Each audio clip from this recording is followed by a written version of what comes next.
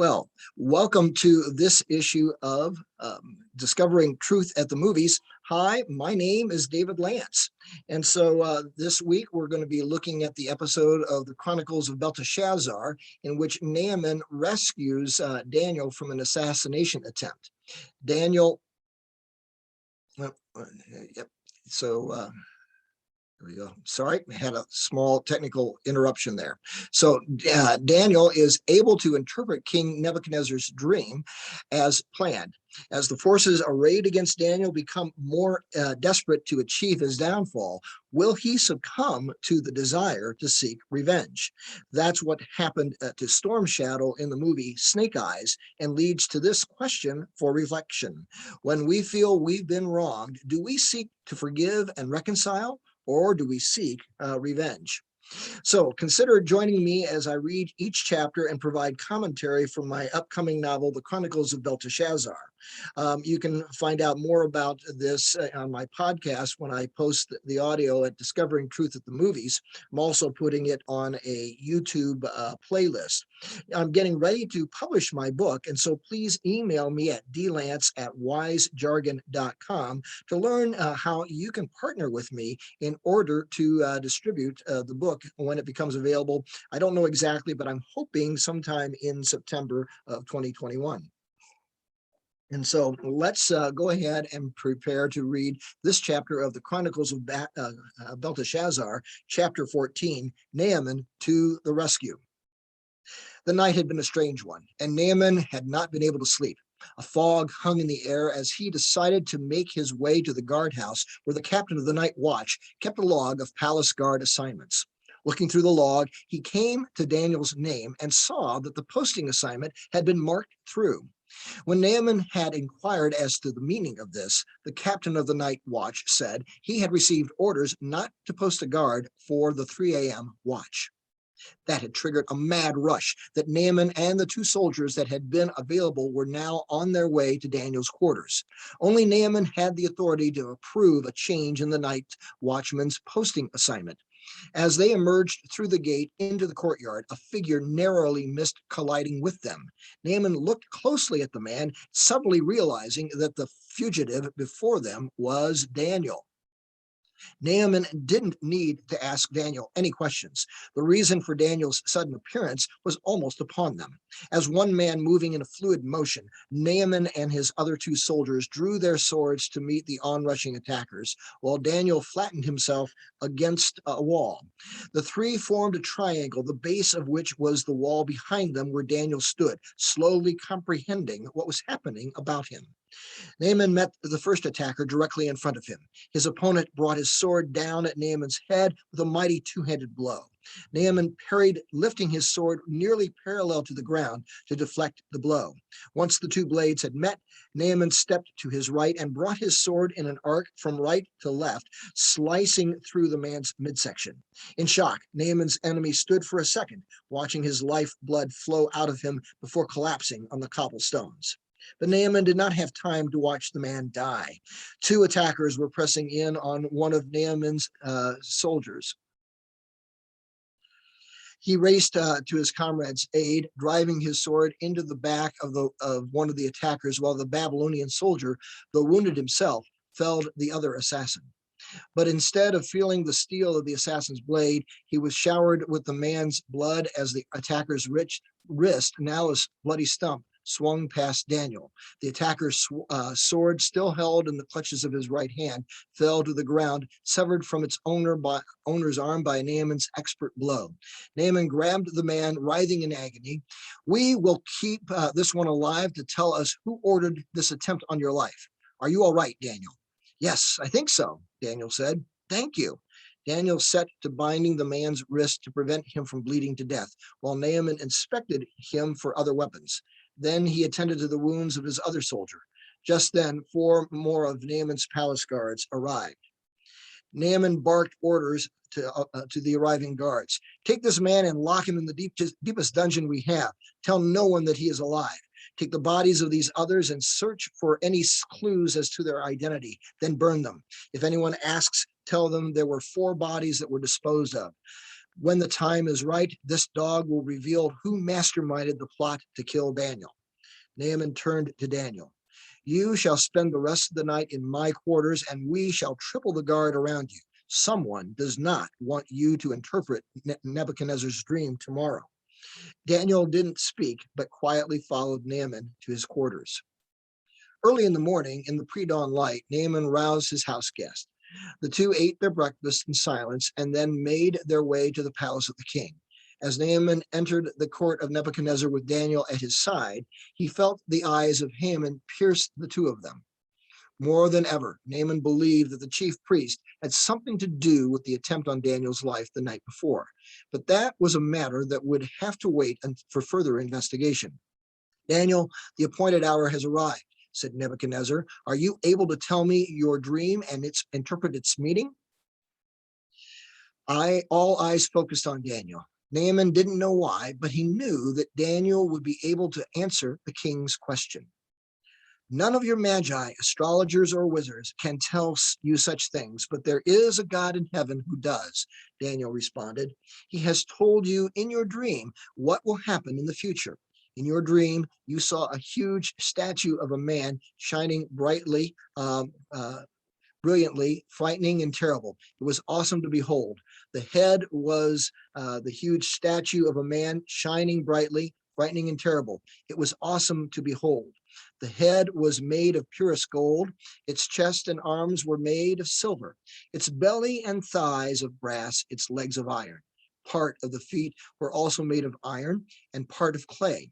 But as you watched, a rock cut from the mountainside came hurtling toward the statue and crushed the feet of iron and clay, smashing them to bits. The whole statue collapsed, its pieces crushed as small as chaff.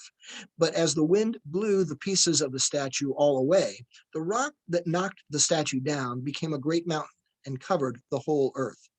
While everyone else in the room had their eyes glued to Daniel, Naaman watched Haman's reaction. Everyone in the court was aware that Daniel had survived an assassination attempt on his life. But only Naaman knew the full story, and he was staying silent to see if Haman would react upon seeing Daniel alive. The chief priest appeared as though he would speak, but before he could do so, Nebuchadnezzar was on his feet. Quickly, he descended the steps where Daniel stood and said, "This is indeed the dream I had. Tell me, what does it mean?" "Your Majesty, the meaning of your dream is this," Daniel said, drawing a deep breath before proceeding. "You are a king over many kings, for the God of heaven has given you your kingdom, power, strength, and glory. You rule the farthest provinces, and even the animals are under your control, as God decreed. You are the head of gold. But after your kingdom has come to an end, another world power will arise to take your place. This empire will be inferior to yours. Following that kingdom, yet a third great power, represented by the bronze belly of the statue, will rise to rule the world. Again, this kingdom too shall be replaced by a fourth kingdom made of iron. The meaning of the feet and toes, part iron, part clay, show that later on this fourth kingdom will be divided. Part of it will be as strong as iron, some as weak as clay. And while these kingdoms will try to strengthen themselves by forming alliances through intermarriage, this will not succeed, for iron and clay do not adhere to one another. And what of the great rock of which you spoke? What can it possibly be? Interrupted Haman, barely able to contain himself as Daniel interpreted the dream. During the reign of the kings represented by the feet and toes, the God of heaven will establish a kingdom that will never be destroyed. It will shatter all these kingdoms into nothingness, but it shall stand forever. This is the meaning of the rock cut from the mountain without human hands that will crush the great statue. The God of heaven has shown Nebuchadnezzar what will happen. Its fulfillment is as certain as my description of it. Daniel concluded his presentation and stood silent before Nebuchadnezzar. Nebuchadnezzar turned and slowly ascended the stairs to his throne. All stood in silence, awaiting what Nebuchadnezzar would say. Finally, he looked at Daniel and he said, "You have been one of the Magi, but now you have shown yourself to be the greatest of the Magi. From this day forth, you shall be the chief scribe. and your name shall be changed to Belteshazzar, the diviner of the way of the gods. But your highness, he is a foreigner. You cannot do this, Haman interrupted. Immediately he realized that he had spoken out of turn, but it was too late to retract his words. Nebuchadnezzar whirled to face Haman. Does the chief priest challenge the right of the king to select his chief scribe? You have control of the temple, high priest. I am sure that you will do all that is necessary to ensure that I continue to bring glory to Marduk, that the temple coffers are full. Turning to Daniel, Nebuchadnezzar said, from this day forth, to commemorate my dream, you shall be in charge of rebuilding the temple of Entemenaki.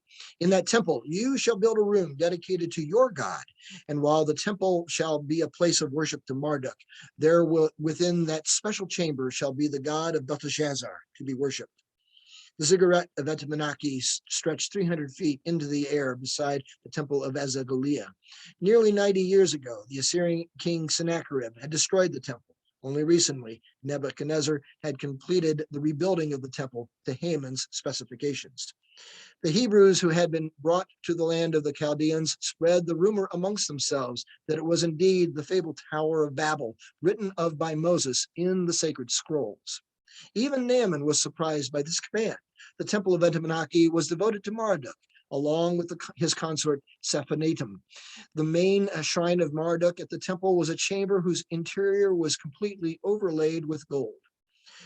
Within the shrine was a large golden image of Marduk and Seraphinathim, while other images flanked the divine couple, tending to their needs. Would this room be devoted to Daniel's God, be equally magnificent? And what would Haman do regarding this clear infringement on his responsibilities? As Naaman mulled over these thoughts, a guard came and whispered into his ear. Listening to his guard, he looked up at Haman, for the news that the guard was bringing him spoke of a disaster only a select few could have triggered. Fighting had broken out between the Hebrews and the Ashkelonites within the city walls. On the same day, raiders from Elam had attacked Souza, less than a week's march to the southeast.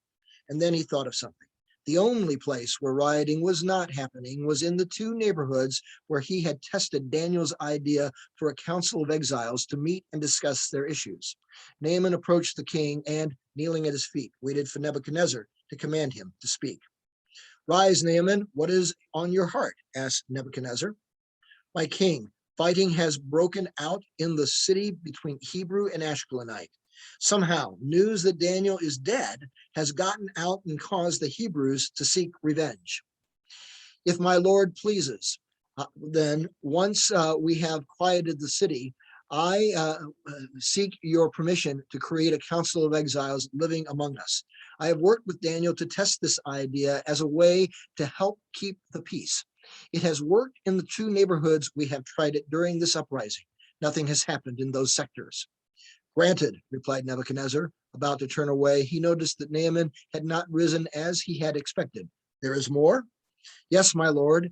Raiders from Elam have attacked Souza this very day. It is as if they knew we would be distracted here in Babylon and have deliberately invaded our southern capital. What is your command? Naaman looked up, waiting for his king's response. Nebuchadnezzar eyed the people of his court, his eyes resting on Daniel. After a moment's thought, he turned to Shamgar, his general, and said, General Shamgar, learn more about the situation in Souza, and then take up to half your army to beat back the forces of Elam. As Shamgar bowed and left to carry out his orders, Nebuchadnezzar next turned to Naaman. You lead a squadron of guards to restore order. Once that is accomplished, find out who is behind this. I shall have their head. Naaman bowed, but before turning to leave, he looked at Haman and, acting on a hunch, said, my men will find those who ordered this. Whomever is responsible likely does not realize that we still have one of the assassins. I swear, those behind this will pay. And as Naaman walked out of the chambers, he heard Haman almost succeed in stifling a curse. After both Shamgar and Naaman had left, Nebuchadnezzar motioned to Daniel to come and join him Together, they ascended the steps to walk out to the king's balcony. Putting his hand on Daniel's shoulder, Nebuchadnezzar leaned toward his new chief scribe and said, "Someone wants you dead. When Naaman has caught up with them, we will know why. Now we must go and speak to the people so that they will know that you are still alive and to proclaim the empire which you have foreseen." And so at this point, I want to stop and offer a personal reflection. First of all, just a historical fun fact. I want to touch on the attack of Elam against Babylon. In 1157 BC, Babylon was conquered by the king of Elam. And it wasn't until 1121 BC that Nebuchadnezzar I came to power and reigned 22 years until 1100 BC. He fought several wars with Elam during his reign, and he defeated them. Now, while Elam was still a country during the reign of Nebuchadnezzar II in the 600 BC timeframe, the Assyrians had pretty much reduced the Elamites to a minor power. The attack against Souza in my novel is a creation of mine, though it is a historical fact that the two nations had fought for control of Souza over the centuries. Today, modern Souza is in southern Iran, and there is the tomb of Daniel in modern Souza, now modern Shush, as tradition holds that the prophet was buried there. By the way, Queen Esther is also said to have lived there in Souza, and you can read about that in Esther chapter 1, verses 5 to 6. The story of betrayal and attempted assassination of Daniel in this chapter is a product of my own imagination. But I thought I would return to the topic of betrayal that I began at the end of the last chapter by sharing a story of my own life in trying to start my own business. Back in 2005, I had wanted to publish a book on the topic of illegal immigration and the border crisis that we were facing at that time. And so anticipating that it would be a major issue in the upcoming elections of 2006, I wanted to market the book as a fundraising tool for candidates running for office. I also wanted to create and sell a series of bumper stickers, t-shirts, and other things through one of the new websites that had created where you could do print-on-demand t-shirts and coffee mugs and stuff that is very common now in 2021. Now, for that, I knew that I would need a business partner with who had a graphic arts background and web page design capabilities that I lacked. And so I entered into a partnership with a young man for that purpose. After consulting with an attorney friend of mine, we had the lawyer draw up paperwork for us to create a sub-S corporation. We also contacted a mutual friend who was 20 years my senior to mentor us in launching our new business. We agreed that we would split the costs of the business startup. I paid out about $2,000 to front the cost, but could never get my young friend to reimburse me for his share of the costs. He did some great design work for the bumper stickers and the web page and other products, but I still could not get him to talk to me about the financial aspects of our relationships. Finally, he admitted to me that for various reasons, he was broke. We decided to dissolve the business, and I got to retain the rights to the things that we had been creating. We are still friends, but our paths have diverged over the years, so I rarely see him. That was a tough lesson for me to go through. It is hard to enter into a trust relationship, particularly in a business relationship that you are setting up with somebody that you know, but in the back of your mind that you know that the other party may renege on their end of the bargain. Likewise, they can't be absolutely sure that you will uphold your end of the deal either. I had a choice when I dissolved our business relationship. I could have been bitter and sought to exact some sort of revenge, or I could offer forgiveness. And so I put that down as a willingness to chalk the experience up to an opportunity to learn some of life's lessons and simply keep moving forward.